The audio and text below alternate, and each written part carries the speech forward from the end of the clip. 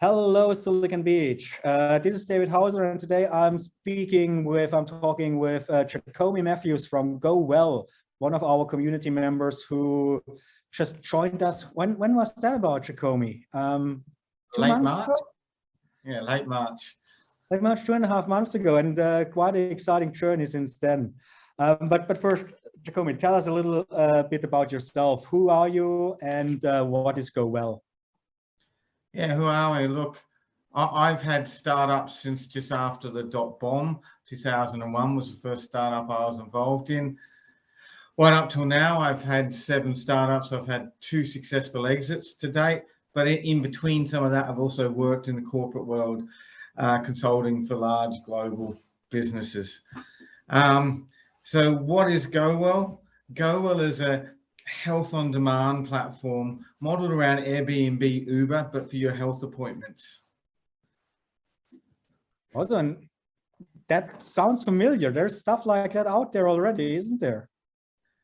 Not really. You have these old school directory models, whether they be like Hotdoc Health Engine in Australia, and you go to those platforms, and we've measured this, they've only got about 60% availability. They just went and scraped the internet for all the practices in Australia, put them on their site, and they take you through a thing to go and book, but then it comes up that, oh, you can't book it.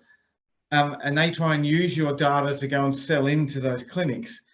How GoWell is different is we've flipped the model.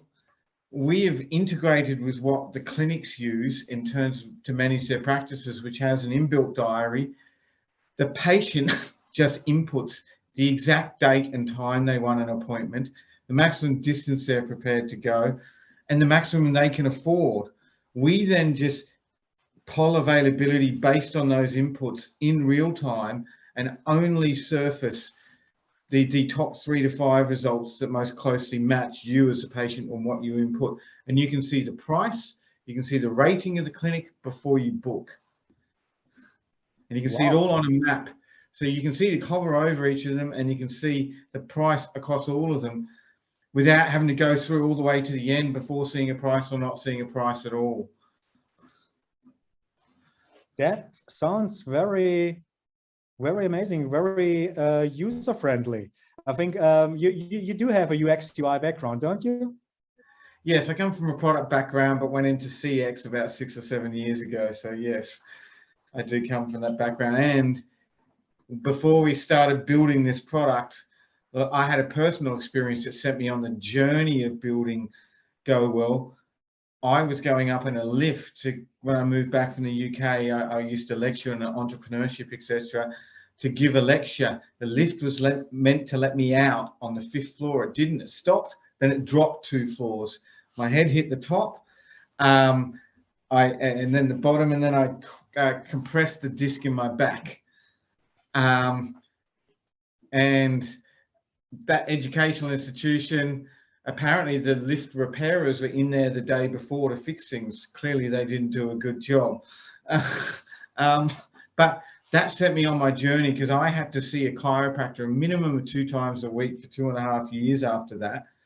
But on top of that, I would wake up with chronic pain, not knowing when or where. Of course, I couldn't get my normal physio, chiro, osteo. And I would try and use those other incumbent platforms and get so infuriated with my time being wasted, especially when you're in pain. And in the end, I quite often just get on Google, call a clinic, not knowing how good they are, what the cost was, just the first one that said yes. I took it, booked it, and went. But I was just like, there's got to be a better way to do this. But I actually went, look, I know what the problem is on the patient side, but what is the corresponding problem on the clinic side I can bring together with this? I actually went and door knocked over 250 clinics across Australia, across Sydney, Coffs Harbour, Byron Bay and Brisbane. So 2 regional centres, 2 cities. I got politely told and not so politely told to F off by just under 120 of those. But I did get to speak to 130 of them, interviewed them for an hour, just over an hour. We found out some really interesting data that an average clinic, and this is a weighted mean, so some are more, some are less, loses 20 to 21% of their weekly bookings due to cancellations and reschedules, and a further 5 to 7% to appointment no-shows. So we're talking an average clinic, whether it be GP or allied health, is losing on average 25% plus of its weekly revenue. But we also found out what they liked and didn't like about current platforms, whether they be practice management, the booking systems they used, and we incorporated a lot of this data. But we also went out, we've got a business model which we are commission-based. We're free to clinics. They just input their API key, press sync, they're up and live on our platform. Because we own payment at point of booking, we just clip the ticket and pass the rest through to the clinic. But in that way, we're able to guarantee them payment. Yes, customers, just like when you're in Uber, Airbnb, you look what you want, your credit card's already there. When you do book, your card is charged. In our case, your card is pre-authorized. You're not charged to the end of the actual official appointment. But we... that sounds very, very customer friendly, very patient friendly. How is that going to help the clinics? Well, the clinics, because they're going to get new customers with guaranteed payment they don't get from anywhere else. We are the only platform able to guarantee payment to a clinic for every booking that comes through GoWell. And we are only putting patients into available slots that those clinics have. So we're driving efficiency and effectiveness for those clinics and delivering more profitability to those clinics. But what we want to do, we think by showing people the price and having price transparency before they book, over time, this will drive better competition across practitioners and hopefully make health a bit more affordable. Because the way the current system works, you don't know what you're going to be charged. You don't know what your health insurer is going to pay as a gap payment or what your Medicare rebate is until you've already gone and had the appointment. Yes. And then you just build at the end of it. We've brought that up to, we're showing you that before you even press the book button. So you've got that total control, you know what it's going to cost, you've got that transparency, you know what you can afford. We've only shown you stuff that goes up to the limit that you said you can afford and anything below it. So that sounds pretty amazing. Are you live? Is GoWell live yet? No, we have 28 clinics signed up to be part of our private beta. We have now got an official launch date, which is the 22nd of July this year. So we will be launching into private beta with those 28 clinics. It's only in the eastern suburbs of Sydney, but we intend, once we've done that private beta, to be rapidly expanding out across Sydney, then Melbourne, then Brisbane. We're going to do it city by city. So it was hyper-local marketing strategy. So you have to actually get the good customer experience. You have to have a lot of local doctor clinics on there straight away, right? Yes, we've got to get the supply side sorted, so then we can push it and promote it to the demand side, the patients. Wow. Sounds like you're just cruising, but it's a exciting cruise and a lot of hard work. But you've done your research, you've validated your idea, with both sides of the market. You have technology that is ready to be tested. Do you have investment yet? We actually, before we built the product, we got some investment from an American angel. We've done another little bit of investment. I've been funding it myself. Aside from that, we have a small team currently. We have me and my co-founder and CTO and 2 developers. We just brought on our first Australian developer start of this week.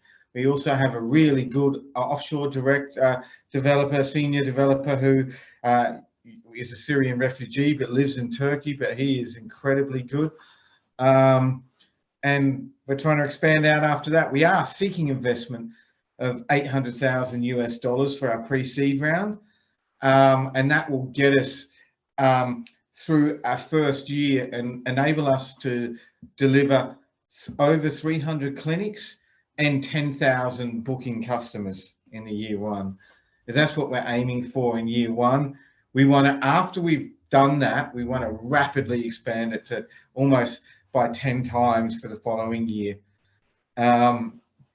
in terms of going into multiple cities in the following year, to rapidly expand that up to where we have over 81,000 booking customers that are booking once, 2, 3 times a year. Wow. So, and that's only Australia, but the technology, the platform works everywhere, doesn't it? yes, exactly. We have our eyes on New Zealand, Singapore, India, and the UK initially, and there is some strategic thinking behind that, and that being all of those markets have very similar health market dynamics, being part private, part public, like the Australian market. They also have another benefit, being all ex-Commonwealth countries or the mother Commonwealth country in the UK, being we have very similar data laws, very similar privacy laws, very similar health data laws. There's nuanced differences, so I have to make nuanced changes, but not massive changes. Mm. And we've already actually been speaking to potential partners there. We've got interested partners in Chile, in Mexico, and ironically, we get a lot of interest from American and Asian investors, but in Australia, it is very, how should I say, they're ultra conservative, and they're very, how should I say, low risk. They want low risk but high outcomes, which is sort of an oxymoron if you think about it. You don't get the high benefit outcomes without some of the high risk. That's what, in my view, is you've got to speculate to accumulate. But if you want 10 times outcomes, you really got to be getting in early if you want a good deal as an investor. For sure, yes. Yeah, and look, 2.5 months we know each other. You pitched at our virtual pitch night in April, and then we put your video out on social media, and I think you got some traction out of that. Is that correct? Yeah, well, actually, it was the first pitch I did. It was a 90-second verbal pitch without our deck. I must have nailed it. It was the first pitch that started the night, very early April. And then a couple of days later, we had these people reach out to us, saying they're sort of a gateway to these family offices all over the world of multi-millionaires and billionaires. And we've jumped through. We then went on and we flew down to Melbourne at the end of April, did a full lot to a live audience, the first time since the COVID times. And it sort of progressed from there. We had 3 or 4 Zoom interviews and met them face to face a few weeks ago. They do their due diligence. They do really come in and rip things or dig deep. But now they've sort of opened up to introducing us to what they call the gateway to all of these family offices. And we're now pitching. We've got one set up every 2 weeks for the next 8-10 weeks. And they've all these actual family offices have an interest in med tech and health tech. So it's quite strategically focused. So fingers crossed. There's still no guarantee we're going to get anything. We've still got to impress those family offices. But if you think about the way the capital markets are going currently, all the market downturn in the US and the flow-on effect to Australia, with everyone screaming that funding is about to dry up from the VC side of the equation, family offices, in my view, are probably a more strategic focus, because they have longer term goals and they can ride out these storms, and they generally do a lot better than those VC funds. And they also take a longer term view in their investments quite often. Yeah, and they know that they have to sit when everyone is sagging. Yes, and they'll make considered decisions, but we'll see. We have been told we still might be a bit early for those guys, but we're being introduced anyway because they like what we're doing. Well, we do know once we get in market and we deliver appointments going through our platform and show some growth over that 3 months, once we're in market, we will have a lot more leverage.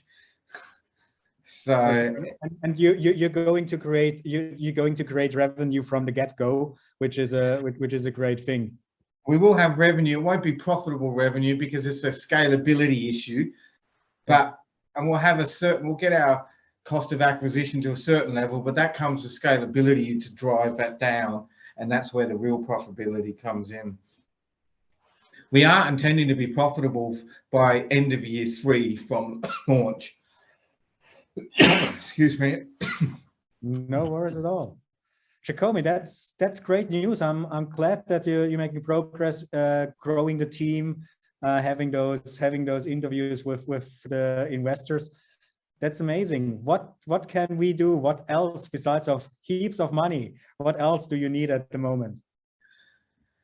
We are looking actually for marketing expertise to either come into the team or sort of pay for a period, see how it goes. We're looking at a couple of models, whether it's a straight co-founder or we pay an individual with some equity, with some cash. We're trying to work it out because we are bootstrapped, so there are limited budgets, but we want to bring someone in who knows how to really push and able to roll up their sleeves and push that growth marketing side from a digital angle to really help drive demand and conversion. So, good stuff. So all marketers out there, you want to get involved with a startup that does have great potential, reach out to Jakomi. Yeah, that'll be good. Awesome. Jakomi, I thank you so much for the interview. It was great. I'm glad that you're doing so well and that you're on such a great trajectory. And I'm looking forward to hear back from you soon, hopefully with good news about $800,000 of funding. Hopefully, yes. We'd love to close that in the next 3 to 4 months. That'd be ideal. Awesome. Thank you. See you soon again. Bye-bye. Thank you very much.